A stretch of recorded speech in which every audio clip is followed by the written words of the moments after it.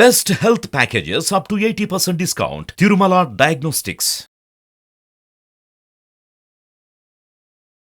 నమస్తే, welcome to Suman TV. నేను మీ యామ్ని. ఈ 2024 సంవత్సరంలో అసలు ఈ 12 రాశుల వారికి ఏ విధంగా ఉంటుంది, ఈ విషయాల గురించి మనం తెలుసుకున్నాం. ప్రస్తుతం మనతో ఉన్నారు ప్రముఖ ఆధ్యాత్మికవేత్త, ప్రముఖ జ్యోతిష వాస్తు పండితులు, బ్రహ్మశ్రీ డాక్టర్ నాయకంటి మల్లికార్జున శర్మ గారు ఉన్నారు. వారితో మాట్లాడదాం. నమస్కారం గురు. నమస్కారం గురుగారు, ఇప్పుడు మనకి 2024 సంవత్సరంలో అసలు కన్యా రాశి వారికి అండి ఏ విధంగా ఉంటుందంటారు? తప్పకుండా అమ్మ. ఓం శ్రీ గురుభ్యో నమః. 2024లో కన్యారాశి వాళ్ళకి మనం గ్రహస్థితులన్నీ కూడా మనం పరిశీలన చేసినట్లయితే ప్లాంటరీ యొక్క పొజిషన్ అంతా కూడా చూస్తే ఇవన్నీ కూడా గోచారీత్యా చెప్పబడ్డే ఫలితాలు అంటారు. అంటే this is the transit system అంటారు.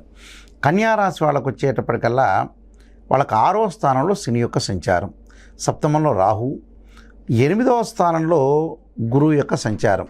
అంటే ఏప్రిల్ 30వ తారీఖు వరకు ఉంటుంది. తర్వాత 9వ స్థానంలో గురువు యొక్క సంచారం అనేది ఉంటుంది. అలానే వాళ్ళకి జన్మంలో కేతు యొక్క సంచారం. ముందుగా మనం రవి, బుధ, శుక్ర, కుజగ్రహాలు అనేవి కూడా కుజుడు ప్రత్యేకంగా 45 రోజులకు ఒకసారి ఒక రాశి నుంచి మరొక రాశికి మారుతాడు. అలా రవి, బుధ, శుక్రగ్రహాలు 30 రోజులకి ఒక రాశి నుంచి మరొక రాశికి మారుతూ ఉంటాడు. మారుతూ ఉండగా గ్రహస్థితి యొక్క మరి ప్లాంటరీ యొక్క పొజిషన్ ఏ విధంగా ఉందో మనం చూస్తే ముఖ్యంగా కన్యారాశి వాళ్ళకి 6వ స్థానంలో శని యొక్క సంచారం వల్ల అనుకూలమైన ఫలితాలు జరిగే అవకాశం బాగా ఎక్కువగా ఉంటాయి. ఎందుకంటే 6వ స్థానంలో శని వల్ల అనుకున్న పనులన్నీ కూడా నెరవేరటం, విజయం సాధించే అవకాశం ఎక్కువగా ఉంటుంది. అలానే వృత్తి, ఉద్యోగ, వ్యాపార రంగం వాళ్ళకి విశేషమైన ధనలాభం కలిగే అవకాశం బాగా ఎక్కువ ఉంటుంది. అంటే ఆర్థిక సంబంధాలు అనేవి మెరుగుపడే అవకాశం ఖచ్చితంగా ఉంటుంది. అంటే ఎకనామిక్ గ్రోత్ అనేది ఉండే అవకాశాలు బాగా ఎక్కువ ఉంటాయి. అంటే ఏదైనా సరే ఒక ఉద్యోగం కానీ వ్యాపారం చేస్తున్న వ్యక్తులకు కానీ నూతన వ్యాపారాలు ప్రారంభం చేయొచ్చు. అలానే ఉద్యోగంలో ప్రమోషన్లు వచ్చే అవకాశం ఖచ్చితంగా ఉంటుంది. అలానే 6వ స్థానంలో 6వ స్థానంలో శని యొక్క సంచారం వల్ల ఆరోగ్యం కూడా మెరుగుపడే అవకాశం ఖచ్చితంగా ఉంటుంది.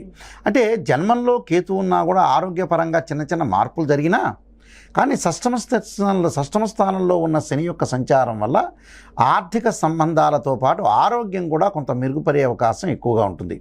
ఎందుకంటే ఆరోగ్యం మహాభాగ్యం అన్నారు. Health is great luck, health is wealth అన్నారు. అంటే ఆరోగ్యం బాగుంటేనేగా మనం పనిచేయడానికి వీలయ్యే అవకాశాలు ఎక్కువగా ఉంటాయి. కాబట్టి 6వ ఎప్పుడూ కూడా శని మంచివాడు.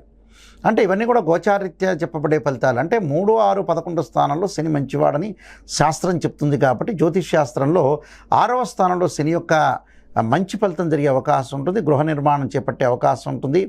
ఆర్థిక సంబంధాలు, విదేశాలకు వెళ్ళే అవకాశాలు బాగా ఎక్కువగా ఉంటాయి.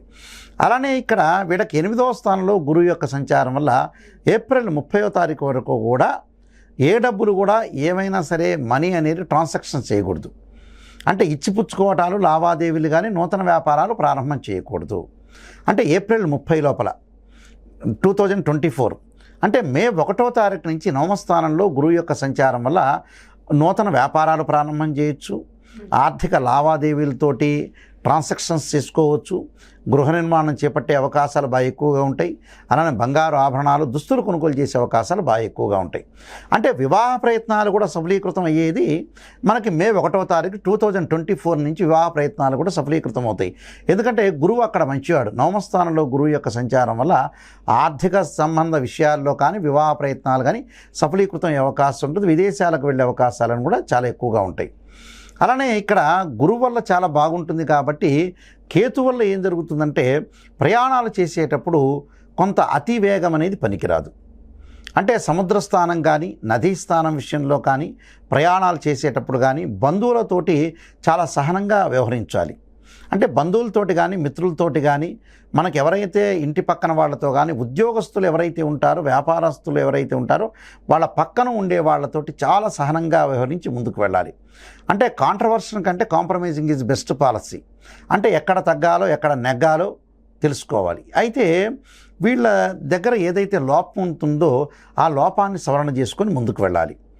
అంటే వీళ్ళ యొక్క ఎదుటి వాళ్ళ యొక్క గుణాన్ని ఆలోచన చేసి వాళ్ళు 2024లో జన్మంలో కేతు ఉన్నాడు కాబట్టి ఆవేశపడకుండా ఉండాలి. అంటే శ్రేయ లోపం మెరుగుట పెద్ద విద్య, లోపం మెరిగిన వాడే పూర్ణుడవుతాట. అందువల్ల వీళ్ళు ఆవేశపడకుండా ఆలోచన చోటి 10 మంది యొక్క ఆలోచనని వీళ్ళు స్వీకరించి ముందుకు వెళ్ళాలి. అంటే బాగా కాన్సన్ట్రేషన్ చేసి ముందుకు వెళ్ళాలి. అయితే ఆర్థిక సంబంధించిన విషయాల్లో కానీ, వివాహ ప్రయత్నాలు కానీ, సంతానపరంగా ఉండే ప్రయత్నాలు కూడా వీళ్ళకి సఫలీకృతం అవుతాయి. గతంలో సంతానం లేని స్త్రీలు ఎవరైతే బాధపడుతుంటారో వాళ్ళందరికీ కూడా సంతానం కలిగే అవకాశం ఉంటుంది. సంతాన అభివృద్ధి కూడా కలిగే అవకాశం ఎక్కువగా ఉంటుంది. అంటే సంతానం ఉన్నవాళ్ళు కూడా పిల్లల యొక్క పెళ్ళిళ్ళ గురించి ఆలోచన చేస్తుంటారు. వాళ్ళ యొక్క మ్యారేజ్ లైఫ్ను, మ్యారిటల్ స్టేటస్ గురించి ఆలోచన చేసేవాళ్ళు ఉంటారు. వాళ్ళ యొక్క ఫైనాన్షియల్ పరంగా ఇన్కమ్ గ్రోత్ అనేది కూడా ఆలోచన చేసే అవకాశాలు ఉంటాయి. కాబట్టి చాలా బాగుండే అవకాశం ఎక్కువగా ఉంటుంది. అలానే ఇప్పుడు వ్యవసాయ రంగానికి సంబంధించండి ఈ సంవత్సరంలో అసలు ఏ విధంగా ఉంటుంది? వ్యవసాయ ఉత్పత్తులు బాగా పెరిగే అవకాశం ఉంటుంది. ఎవరైతే రైతులు మామిడి చెట్లు కానీ, వరి కానీ, పొగాకు కానీ, మిర్చి కానీ, వేరుశెనక్కాయ కానీ, కూరగాయలు వేసే వాళ్ళందరికీ కూడా చాలా బాగుంటుంది.